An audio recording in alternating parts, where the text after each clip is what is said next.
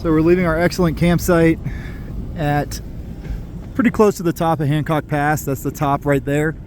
The rest of this trail should be pretty easy, a little rocky.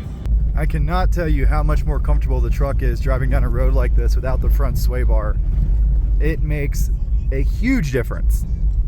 Even with KDSS, that stiff sway bar is really changing the suspension's response. We're starting Pomeroy Lakes actually, because it was right off the trailhead, so you might as well, you don't have to backtrack to this area again. And it's supposed to have a lot of cool mining structures, which Charlie is a big fan of. And it's supposed to have a really difficult area at the top that's not recommended for SUVs, more of a side-by-side area. So coming up this rocky road to Pomeroy Lakes, I hope I'm saying that right. There's been like a river running down it this whole time, and it's frozen in a lot of places right there, which actually is cool because it keeps the rocks flatter, it fills in the gaps. But there's a ton of old mining town remnants here, which is pretty cool. Wow, this is about to collapse.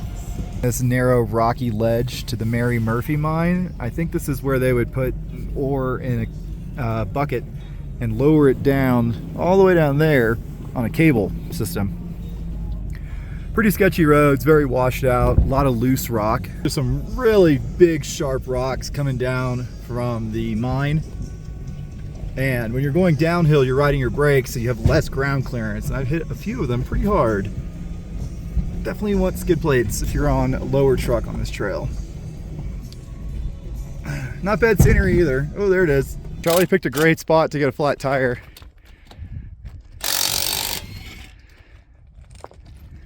Quite scenic. Quite scenic. Sketchy place to change a tire, no less. Charlie's non-functioning parking brakes working well. Let's take a look at the damage. Flip her on over. Oh, it was the inside. Tire slug might not even have saved that. Heading up to St. Elmo, which I find hilarious because I love Elmo. And there's another beautiful tunnel of aspens. All right, so just leaving Elmo and we're heading to Mount Antero, which is the highest summit of any of the trails around here you can do with the truck that I'm aware of. Another aspen tunnel. Oh my God, I love it.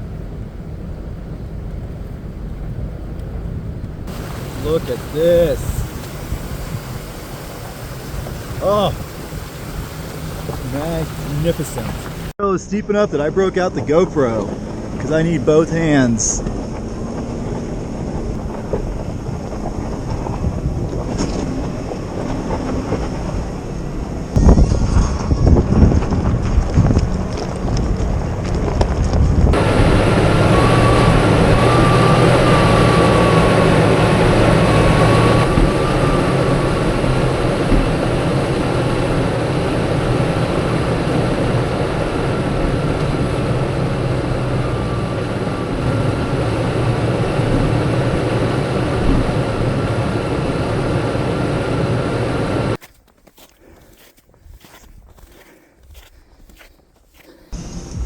Doesn't look like there's going to be a passing opportunity, and I'm sure they're going to back down.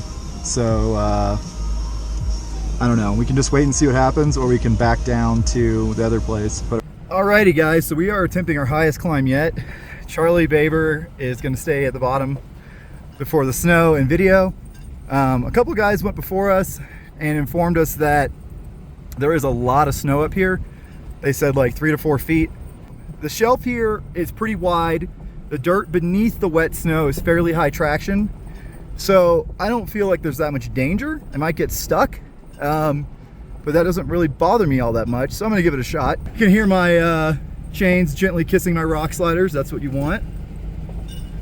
I do have the world's most aggressive chains on, and then snow socks on the front. Approaching the point where that 4Runner stopped.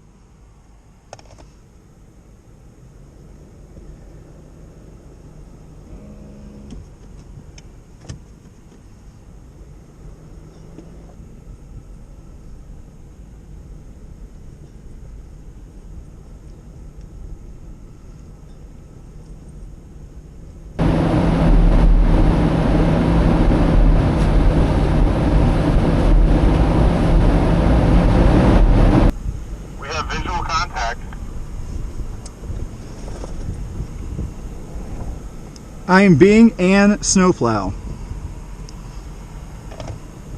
Very well.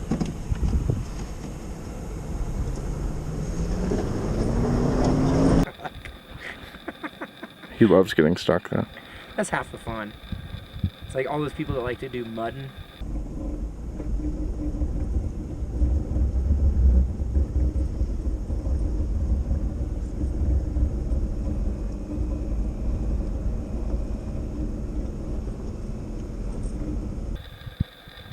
I have deployed the V8 motor. It's not good.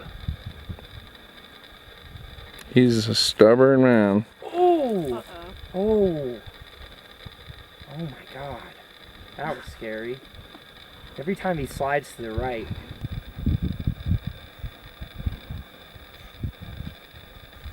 He is inching his way up. Yeah. I saw a bike coming down, and I saw a bike up there.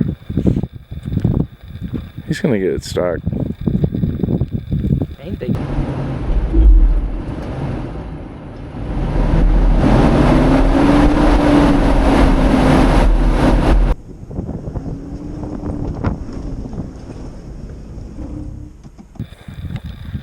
kind of stuck. I have to try a few things now. Okay, so we're pretty stuck. I did some digging and I put on the front traction block, so not real hopeful, but let's see what happens.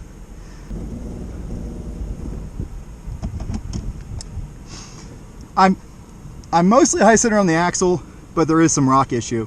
Would you mind kindly bringing your truck to the edge of the snow?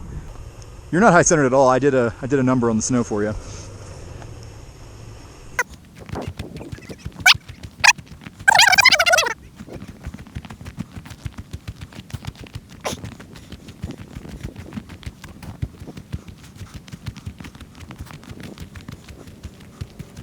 This might be the longest string of ropes I've ever put together for a recovery.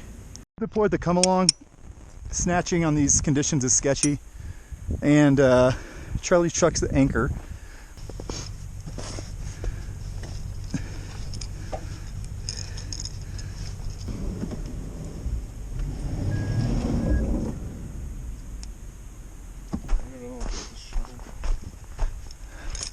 I mean, yeah, look what it's trying to drive through.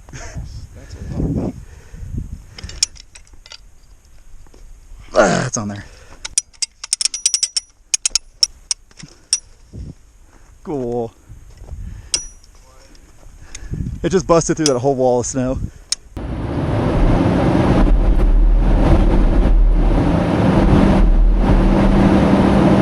Good. That's where the front tires were. That's where the back tire was. Progress is being made. Cool. Alright, so we got out. She was stuck in there pretty good. Had to do a little bit of shoveling, come alonging, but we're free. There we go. So they're on there pretty good. These survived some more abuse. They were grabbing some rocks, it looks like. Hell yeah. Not make it all the way to the top. This is the first trail that defeated us and we had to turn around.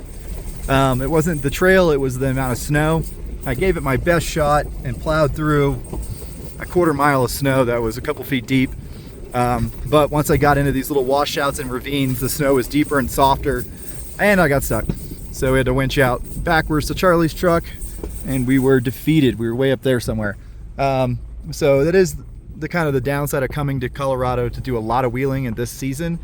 Some of the trails will be blocked by snow. This is the first one we weren't able to overcome. I even put the tire chains on, but the tire socks, which you see on the front bumper, were not up to the task. They couldn't grab onto the rocks and stuff. They just kind of tore on the rocks. So need to get some tire chains for the front, but in order to do that, I need skinnier wheels and tires. So next time I come, I will be more prepared and maybe I won't get stopped by a snowdrift like that. It's actually snowing right over there, very pretty. We're starting to get it in here. It's like just barely coming in the truck. Beautiful timing for this video.